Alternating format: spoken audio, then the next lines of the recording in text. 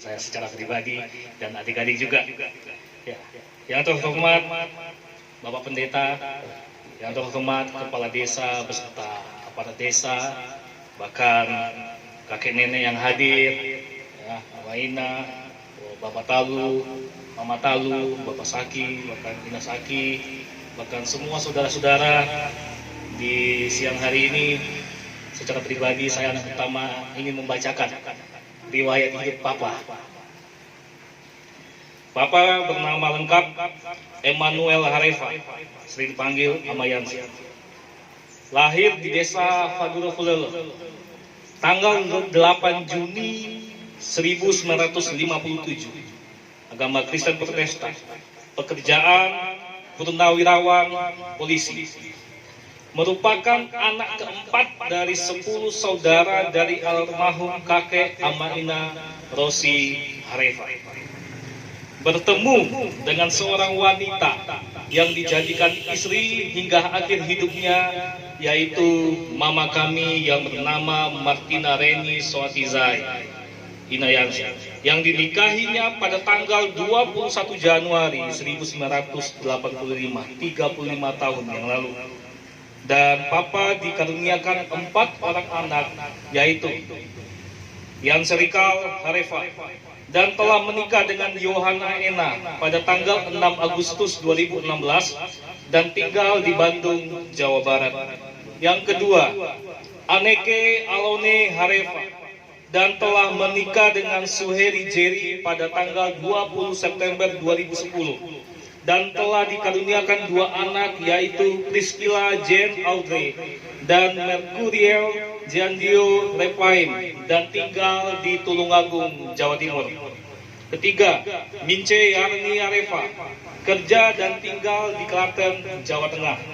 Yang keempat, Joshua Zamazeki Harefa, dan tinggal bersama orang tua kami di desa Maduro, Fulelo.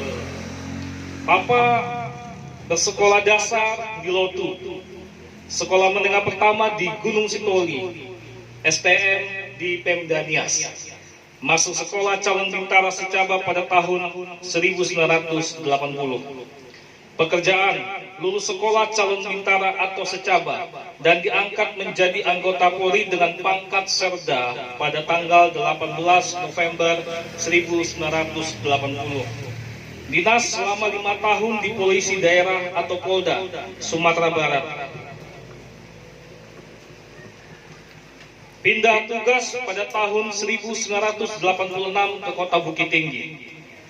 Pada tanggal 19 Juni 2009, di dalam masa baktinya, Papa mendapatkan penghargaan dari Presiden Susilo Bambang Yudhoyono, yaitu menganugerahkan tanda kehormatan Bintang Bayangkara Naralia, karena Papa telah mengabdi 24 tahun terus-menerus dan menunjukkan kesetiaannya tanpa cacat. Papa pensiun pada tanggal 8 Juni 2015.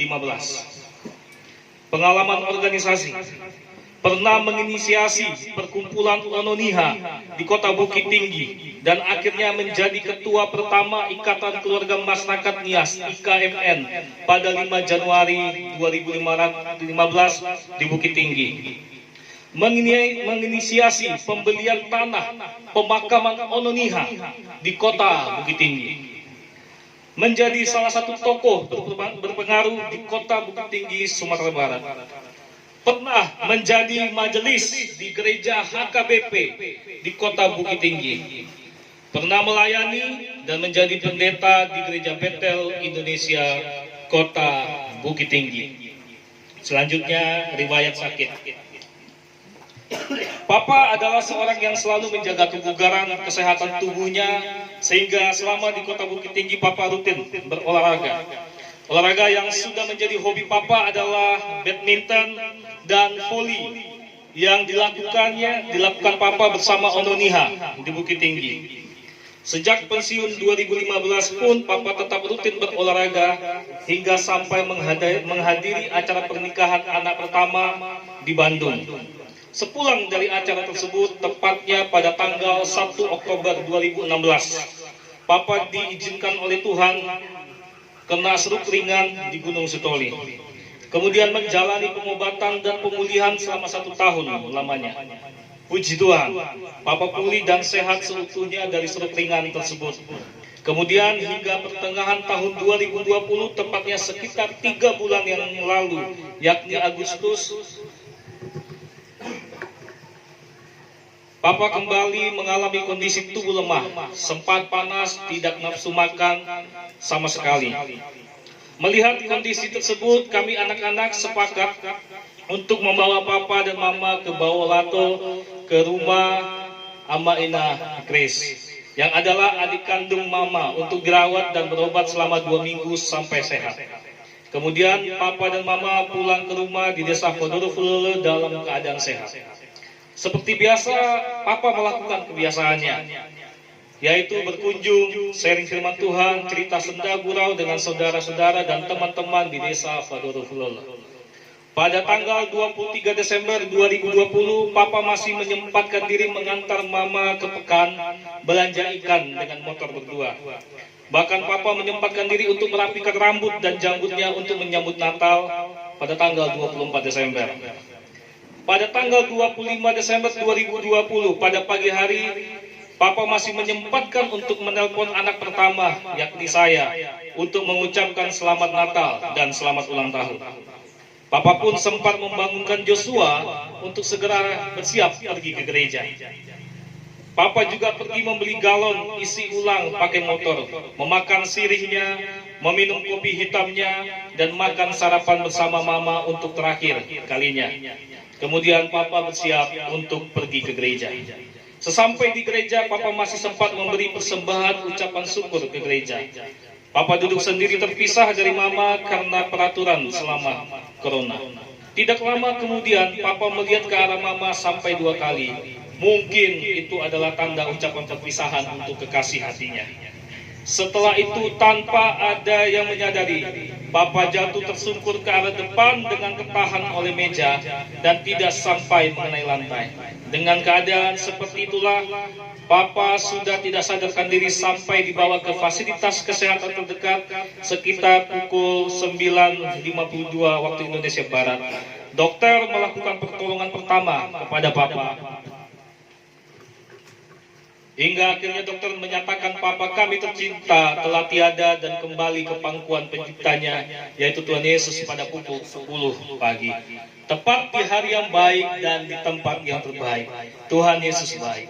Papa kami sangat senang membaca dan merenungkan ayat-ayat firman. Beberapa ayat Alkitab yang menjadi ayat favorit Papa dan sering Papa sampaikan kepada kami anak-anaknya, yaitu di dalam Yohanes 14 ayat 6 yang bunyinya, kata Yesus kepadanya, "Akulah jalan dan kebenaran dan hidup. Tidak ada seorang pun yang datang kepada Bapa kalau tidak melalui aku." Roma 8 ayat 28 yang bunyinya, kita tahu sekarang bahwa Allah turut bekerja dalam segala sesuatu untuk mendatangkan kebaikan bagi mereka yang mengasihi Dia, yaitu bagi mereka yang terpanggil sesuai dengan rencana Allah. Demikianlah riwayat hidup dari Papa kami tercinta, Papa Emmanuel Arefa Amayansen almarhum. Papa telah mengakhiri pertandingan yang baik, telah mencapai garis akhir, dan Papa telah memelihara iman. Karena bagiku hidup adalah Kristus dan mati adalah keuntungan. Filipi 1 ayat 21. Kami mau berkata sebagai kata-kata, selamat jalan Papa, sampai ketemu di Yerusalem Baru. Ya Allah,